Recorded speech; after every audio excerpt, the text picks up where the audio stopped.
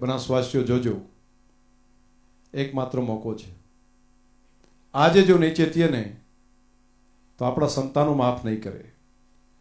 એ એવું બોલતા હશે કે અહીંયા ઝાડ થતા, એવું બોલશે અહીંયા બાજરીઓ પાકતી, એવું બોલશે અહીંયા મગફળી પણ થતી, અહીંયા ઘી અને દૂધની નદીઓ વહેતી.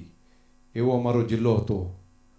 પરંતુ માત્ર પાણી બચાવવાનું કામ અમારા પૂર્વજોએ ના કર્યું, એના કારણે આ વેરાન ભૂમિ બની ગયું. આવું આપણા માટે કોઈ ન બોલે એટલા માટે મારી તમને હાથ જોડીને પ્રાર્થના છે, ચેતવાનો સમય માત્ર અત્યારે છે. અને આ મારા માત્ર સંવેદનાના શબ્દો નથી, જે દ્રષ્ટિ સામે જોઈ રહ્યો છું. જો આજે તમે ને હું ભેગા મળીને નહીં કરીએ તો ઇતિહાસ આપણા સંતાનો માફ નહીં કરે. કમસે કમ જે જાણે છે એ તો જાગતા છે, એ લોકો તો કામ કર્યો. કમસે કમ મને જે માહિતી મળી છે, હું જે ધરતીના પેટાળના પાણી જે માપ્યા છે, એના ડેટા જે જોયા છે, એના ઉપરથી કહું છું, નીચે હવે કંઈ નથી. એકમાત્ર રસ્તો આ છે અને અશક્ય નથી.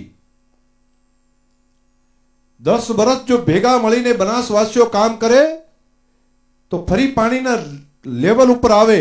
અને 25 વર્ષ જો કામ કરવા માંડીએ, વૃક્ષારોપણનું કામ, ચારે બાજુ ઝાડ વાવવાનું કામ અને ડુંગરાને પણ હરિયાળા બનાવવાનું કામ જો આપણે ભેગા મળીને 25 વર્ષ કરીએ તો 25 વર્ષ પછી ફરી બનાસ નદી આપણી ઉનાળાની અંદર પણ વહેતી હોય, આવું દ્રશ્ય થઈ શકે.